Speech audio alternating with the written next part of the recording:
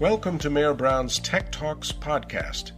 Each podcast is designed to provide insights on legal issues relating to technology transactions and keep you up to date on the latest trends in data, digital, outsourcing, and software by drawing on the perspectives of practitioners who have executed technology transactions around the world. You can subscribe to this series on all major podcasting platforms. We hope you enjoy the program. Hello, listeners. Our topic today, data monetization. Data monetization in its broadest sense is the process of using data to increase revenue. In practice, that can mean a lot of things, including using data to help a company optimize internal operations, improve existing products or services, or even in the most direct sense, create new data-driven revenue streams. The bottom line, though, is that implementing a data monetization strategy is a journey, and what we'll be talking about today is how to navigate through the various issues that can arise on that journey. My name is Julian Dibbell, and I'm your host. I am a senior associate in Mayor Brown's Chicago office with a practice focusing on technology transactions. Our guests today are my colleagues, Rohith George and Marina Aronchik, both partners in our technology transactions practice. Marina's out of our Chicago office, and Rohith joins us from our San Francisco office. Thanks for joining us today, Marina. Rohith. Happy to be here. So, Glad to be here. Glad to have you. Big data and data monetization generally are hot topics lately. Some of the hottest IPOs from 2020 are data companies like Snowflake and Palantir. Microsoft, IBM, Oracle, Salesforce, and others continue to be heavyweights in data analytics. We're hearing every day about companies putting data to interesting uses that can help build revenue.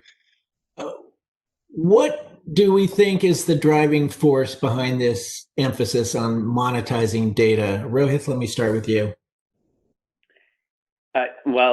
Companies have always gathered information and analyzed it to improve their business, whether that's, a grocery store keeping track of which cereals sell fastest to try to manage their inventory, or a fast food chain tracking which items on the menu have the highest uptake or the highest profitability. So the idea of monetizing data is definitely not new. I think there are a few things that have changed, though. First, the amount of data that a company collects has increased exponentially. The grocery store is not only tracking which products are selling fastest, but it now has a rewards program that it uses to track which customers are buying which products and what the profile is of those customers. And then because, most commerce and much commerce is done online or over your phone, the grocery store may know what times of day you browse. It may know which products you look at but don't buy, what you search for on their app, and so on. So an exponential increase on the amount of data that's being collected. The second thing I think that's changed is that companies are increasingly interconnected. And they have access to not only the data that they collect, but also the data that other partners collect. So, sticking with my examples, the fast food chain is not only tracking which items on their menu have the highest uptake, but they may be doing online delivery through a delivery aggregator that's willing to provide them some additional data about which items are popular in the region and at what times. And then, the final thing is that the tools are changing as well. The two tools that are available to aggregate, to analyze data, they've improved by leaps and bounds. Where before customer service data was separate from sales data, which was separate from manufacturing data, now you're able to aggregate that data and use sophisticated tools to analyze it to generate insights. And it could be, for example, that customers that buy a particular product, they keep coming back for customer service about a particular issue. And there could be money to be made there by expanding, your product offerings to address that issue. So I think those three things across industries, I ended up using some very basic examples, but this is true across all industries: banking, insurance, pharma, healthcare. Across all industries, companies have access to more data, and they have access to better tools to put that data to use. So I think that's what's driving the kind of the focus, the hotness in the area. All right. So summing up, we've got more data, we've got better ways of analyzing the data, and just the incentives then to put all that data to use. So what kind of uses are we talking about now when we talk about data monetization? I mean, you've given some examples, but let's break it down a little more closely. Yeah, I tend to categorize it generally into two buckets: internal use and external use. Internal use is analyzing available data in order to get a better understanding of your products, get a better understanding of your customers, ultimately to find ways to reduce your costs or increase revenues. So, let's say you sell farming equipment, you could install IoT sensors in the equipment in order to continuously monitor its operation, and then send that data back to you for analysis. And then using that data, you can track when the equipment is starting to show signs of wear and tear, starting to show signs of requiring preventative maintenance.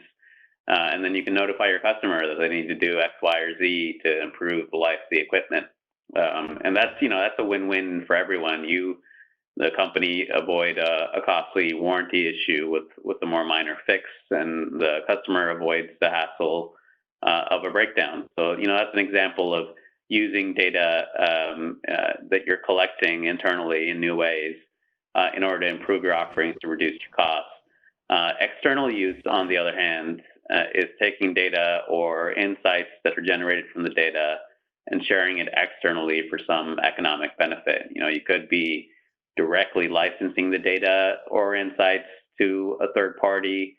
You could be partnering with another company, let's say it's a tech company, to combine your data with their platforms in order to create a new data-driven business. Different companies have different data strategies. Some are focused at this stage entirely on leveraging data, improving how they use it for their internal use. And others have discovered potential for new lines of business for using the data externally. Julian, if I may, to add a little bit more color to this, what we typically see is that a company that's in early stages of digitalization tends to be more focused on internal use cases that Rohith was just describing. And then as that same company advances in its digitalization journey, these data-related initiatives really tend to move to the external or revenue-producing category.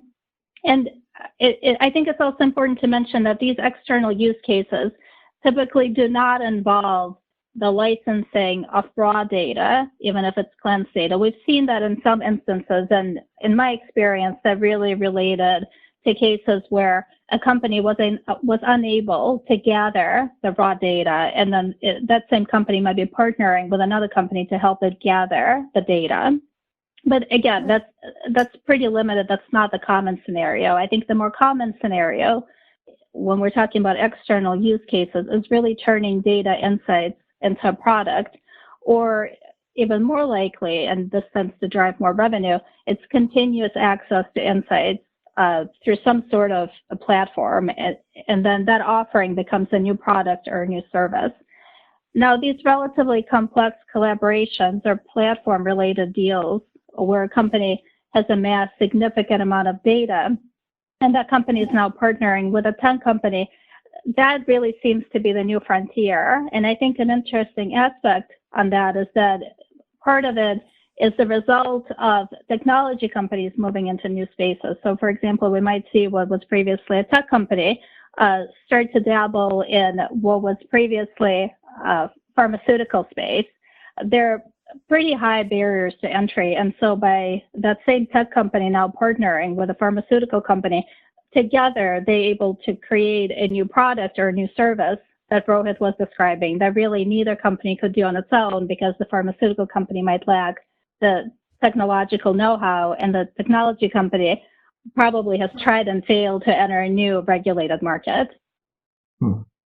All right, so lots of potential kinds of uses and innovations in this space. Let's say you're a company that is sitting on a trove of data that it has been collecting for a while, but hasn't really taken the first steps on this journey towards really maximizing the value. It could be data about their customers, about their products. How can they go about turning that data into economic value in some of the ways that you're talking about? Well, of course, as a tech transaction lawyer, when you mention a company collecting data, whether it's about the use of products or its own customers, I want to start delving into the various legal issues that arise when you start to consider those scenarios. But let's first talk about the business perspective or the data scientist perspective of what the journey looks like. So in order to apply data analytics to data and to generate these valuable insights, data first has to be made accessible and probably structured. So as Rohith described earlier, in many organizations, data sits in separate silos. So a manufacturing company would have finance and accounting information in one system. It might be an ERP system, and then invoices are stored somewhere else. That might be in the ERP system. They might be in emails. They might be in a different independent system. And then there's R&D data for a particular division that might be somewhere in the cloud, let's say with Amazon. And then on top of it, you've got manufacturing equipment with lots of sensors now, because of course manufacturing is heavily dependent on sensors to increase reliability. And those sensors are now generating high volumes of data on system performance. And then probably the M&A group at the company has separately licensed data from S&P and private company deals. So you look at all of this data, and some of it is structured, and by that I mean that it's organized in tables in a systematic way. But a lot of that data is what data scientists would call unstructured. So if you think of emails, there's not a particular way in which you organize content in the emails, right? So, and that's true for things like invoices as well. And when you look at all this data collectively, it comes in all shapes and sizes, and it's structured, semi-structured, whichever label you want to attach to it. So now what we're talking about is, in order to analyze that data, you need to be able to access all of these different silos, and you do need a way to search or analyze that data. So how can you do that? About a decade ago, this probably would have meant that you got to take all of this data and put it in the same place and organize it in exactly the same way. The reason that we're talking about the types of initiatives and data monetization opportunities that exist today is because new technology allows you to do this through what's called a data lake, where you can skip the step of organizing all of this data in one place, which of course is impossible because people keep writing emails, right, and generating invoices. And you can really combine data from all these different data sources. You don't need to make it all structured in the same way, but collectively, you're able to create a consolidated single source of truth and then make that data available for all sorts of data analytics and various users. And those users might be internal, or later in the monetization journey, they might be external. So it sounds like there's a lot of prep work to even get to a state where you can meaningfully use the data you have. Do companies typically build these capabilities in-house, or do they go to third parties to help them with this? It's almost universally third parties. Theoretically, a company could develop it on its own, but time is precious, and typically companies don't have time and they don't have the resources, and there's really no need to invest in the types of resources that it would take to build your own infrastructure for a data lake, or to build your own data analytics tools. So typically we see a lot of these collaboration deals or just services agreements with cloud providers, with outsourcers, managed service providers, companies that provide data lake related services to put all of this in place.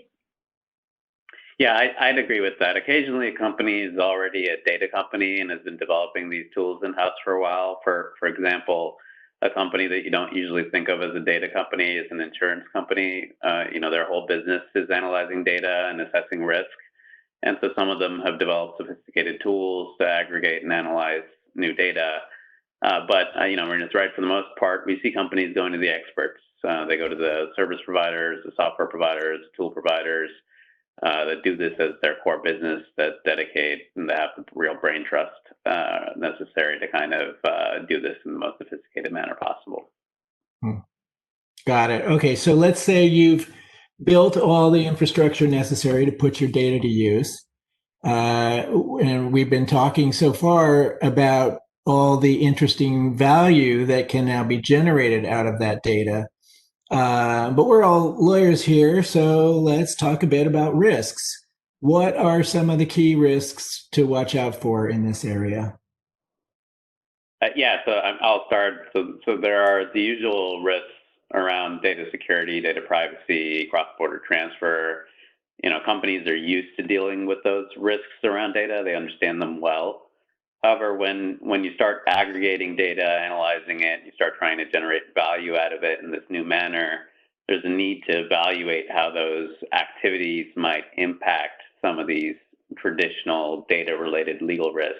So, for example, data security risk changes or expands as you start copying data from their primary databases to secondary databases or data lakes. The primary database may have been in your own secure data center that you had complete control over, and the data lake may be in a third-party provided cloud that you have less control over. And in generally speaking, data being in more than one place effectively increases your threat surface. So that's a different risk than what you had previously. It doesn't mean it's insurmountable, but it's just something to take into account.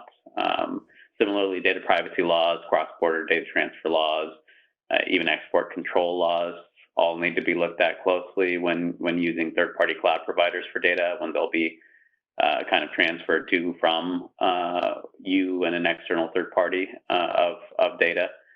So those are all traditional risks, but I think it's a matter of assessing how they may change with the new activities that you're undertaking. Rohith, I'm really glad you brought up cloud solutions. I think those are critical to the data monetization journey. And earlier, Julian, we were talking about the various third-party, including cloud providers, that a company will engage to help it create and manage the data lake and to apply data analytics and drive the data insights that in turn drive revenue. I think a key issue to consider when dealing with these relationships and these arrangements is the treatment of data, the rights to data, and the ownership to data. A lot of times when this issue comes up, there is a propensity to try to use IP laws to protect data and to rely on IP laws to preserve and allocate those rights. It's important to keep in mind that intellectual property laws, for a number of different reasons, really provide meager protections with respect to data. It's typically not protected by copyright, at least in the U.S. Trade secret protections tend to be very narrow. Now, there's some exceptions to that under U.S. law, but in general, you really cannot rely on protection of data and data rights, and particularly ownership rights and derived data under IP laws. Therefore, strong contractual rights are really critical to allocating rights and preserving rights to data. Now, recall earlier we said the data is becoming critical and it's becoming a competitive advantage to many companies. So in order to execute on that properly, it's important to preserve the rights to data as you're dealing with these various third parties. A lot of agreements with the third parties might expressly address data and data rights, and those are a little more easier to address. I think it's also important to keep in mind that many agreements might contain what I'd call stealth out licenses. So for example, an agreement might say that a provider may use the company's data, so the customer data, to improve services or for other business purposes. Recall earlier we talked about tech companies trying to enter new lines of business. So a decade ago, when you were talking about a provision like that, everyone more or less understood that, yes, the data might be used to improve managed services. But today, we're seeing a lot of companies enter new, non-traditional spaces, and you're seeing industries sort of converge. I think Rohith talked about that. So when you have something as broad as using data to improve services, does that mean the services provided to customer, or does that mean launching new businesses that might compete with the same digital business that the customer is looking to enter into? That's important to address, and surprisingly, or perhaps not surprisingly, it's not always that once you raise the issue, the clarification is immediately added, because in fact, it might be that a particular provider that you're dealing with is looking to use that data to launch a new business, so that becomes an important business issue. It's also, these stealth-out licenses might also look like an agreement where a customer has to provide data that they have regarding X, Y, and Z. And so that might be another way that the provider is getting valuable data out of a seemingly unrelated arrangement. And of course, if the contract is silent with respect to data and the rights, that's less than ideal as well, because possession is 9/10 of the law, and once the provider gets access to the data, there's nothing in the contract saying they cannot use data in a certain way. So it's important to think through all of these provisions now that the value and the use of data is really changing. What about the concept of open data, which is somewhat related to these ownership concerns? I'm really glad you asked that question, Julian. Open data is interesting because it's really the polar opposite of trying to protect your data. If you think back to software, it's the concept of proprietary software versus open source. And here it's really a similar idea. We're seeing these ideas gain more momentum in agriculture industry and in the pharmaceutical industry. That has been in the news more recently. But I think it's important to note that even though there are these ideas of open data out there, the data and data sets that would be captured potentially by these open data initiatives are still very limited. And then it becomes important to specifically address data sets that are subject to open data initiative, but it would not mean that, for example, a pharmaceutical company is making all of its data subject to the open data initiative. So another concern that I've seen in some of the deals I've worked on is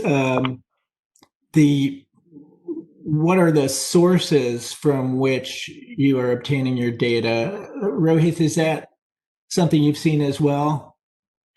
Yeah, I think that the issue is obviously companies obtain data, I think as we were talking about earlier, pursuant to many different contracts from many different sources, not just the data that it collects directly. There is the data that it gets from end customers themselves under terms of use or terms of service, but there's also data from contracts with data aggregators or data resellers or licensors. There's the data they collect from supply agreements where the data kind of comes with the product that was bought. There's data from strategic alliance agreements or joint ventures, and a host of other agreements. The issue is that data scientists are trained to find data and use it. They're not trained necessarily to find data licenses and comply with data licenses. So, compliance is not easy to comply with the applicable license terms under which you obtain data. Each actual item of licensed data has to stay continuously linked to its source and to the specific terms under which it was obtained. And, unfortunately, this is often not tracked at all, or it's lost when data flows into a database or it flows from one database to another. And the danger, of course, is that you wake up at some point to find that the data is in a general database being used in ways and for purposes that were, not contemplated by the original license under which you obtained that data. Yeah, and I think these use cases raise some interesting issues with respect to interpretation of language that previously would have been viewed as non-controversial. So, for example, licensing data for internal use only. What does that really mean when a company is now creating a use case where data, or perhaps insight from that data, right, so derived data, is used in connection with a data monetization initiative? I think when we're thinking about external use cases, and I should clarify, Rohith, let me know if you disagree with this, but I think all of the concerns that you just described, they really apply for both internal and what we're calling external use cases. Certainly when you're dealing with an internal use case, the risk profile is a bit lower and folks might be less concerned with tracking up all of the various licenses attached to data sources. But the further along you move into the external use case, the more of a risk that becomes, because now you're making promises and commitments and risking incurring pretty significant liability in connection with breaches or failure to comply with these obligations under the third-party licenses. I think when we're thinking about external use cases, it's also important to consider a different or changing regulatory landscape. Are there any laws that might prohibit the intended data license? So, for example, there's some state laws that prohibit telecommunications carriers from reselling internet search activity. And there might be other laws like that that might prohibit a company from entering this new business, at least without addressing those regulatory concerns. There's also an issue of does this external use case and a new product or a new service that a company is offering, does that make that company subject to new laws with which it didn't have to comply previously, such as the Fair Credit Reporting Act, for example? And as I mentioned earlier, the further you move in the food chain of your use cases, the further along you are with external use cases, the more difficult it might make for you to comply with the contracts that govern original data sources. So, for example, you might have made a commitment to a third party to destroy its data under certain circumstances. You now need to slow down that obligation and probably related obligation to customers or partners to whom you're providing data. Otherwise, you may not be able to comply with that underlying obligation. And this really raises the question of, can you manage a data business? And I think it's important for companies to recognize that these use cases and initiatives that we're talking about really are new business, and it requires new controls to be put in place for these new activities, ranging from auditing to verifying compliance. Okay, well, I asked you to describe some risks, and you've definitely delivered. A lot of risks potentially involved here, but obviously there are ways to address these risks, or nobody would be doing this, right? So what recommendations, Marina and Rohith, would you make for a lawyer working in this area and looking to protect their company from some of these risks? Maybe I can get us started here. I think the first and critical component to this is making sure that lawyers are part of the data strategy team. A lot of the risks that we were just discussing here can be addressed. They may not be addressed fully, but if you follow the 80-20 rule, you're able to make a lot of progress with addressing all of these risks, or at least the more critical, the more material risks. The issue is that what lawyers might advise a company to do is probably very different and maybe the opposite of what the data strategy team might be inclined to do on its own. For example, data scientists might prefer to create one data lake that creates the single source of truth we were talking about earlier in order to make it easier to use data. While for regulatory reasons, you might need to create a couple of different data lakes or manage the single data lake properly, including the permissions, so that it's not anyone in the company that's able to access that data, but it's particular sets of users. And I think that as companies move along the data monetization journey, all of the companies will come to this realization that it's really important to manage the data sets, and the idea that you can have a single source of truth with everyone able to access all of the data is probably not the ideal solution from the compliance and risk perspective. But it's important to think through these cases ahead of time to the extent that you can predict them. And I think that lawyers can really help data scientists find the optimal solution to pursuing the business strategy while mitigating and accounting for risks given the reasonably foreseeable use cases. And another thing that I think lawyers can do is really update the forms, templates, and agreements to contemplate data monetization initiatives. What we're seeing is that almost every deal that's done now includes a data component, and it comes in all different shapes and sizes. But if you have those quote unquote standard provisions or your preferred positions and some acceptable fallbacks, and those have been reviewed by the data security team, the data privacy team, and other related specialists, and that the transactional lawyer who is working in a deal knows the range of acceptable compromises, my experience is that they can really help you address some of these scenarios that come up on most deals that are coming up today in the technology landscape. And finally, I think it's critical that companies begin to think about and to form teams that are really focused on data licensing. Collecting all of these documents alone is a very significant undertaking. And of course, in this day and age, it's not just the company's own data, it's increasingly third-party data. So really thinking through ways in which you can collect and manage the vast volume of agreements and terms that govern this licensed data is critical to the company's ability to then move quickly when data monetization related initiatives and opportunities are coming up. Yeah, I think Marina covered a lot of the recommendations pretty comprehensively there. I'll just add a few things. As you're negotiating new agreements or amending existing ones, obviously, that's a great opportunity to add the consents and the licenses required for not just existing uses, but anticipated future uses as well. Also, investigate possible problems in a legally privileged manner when they arise. Don't wait for data trolls or regulators to attack just because something's wrong. And just hiding it, not looking at it, doesn't make the problem actually go away. So investigate those in the legally privileged manner as you can. And then finally, treat data-related contracts, data integration, data licenses, data analysis, contracts with your data vendors.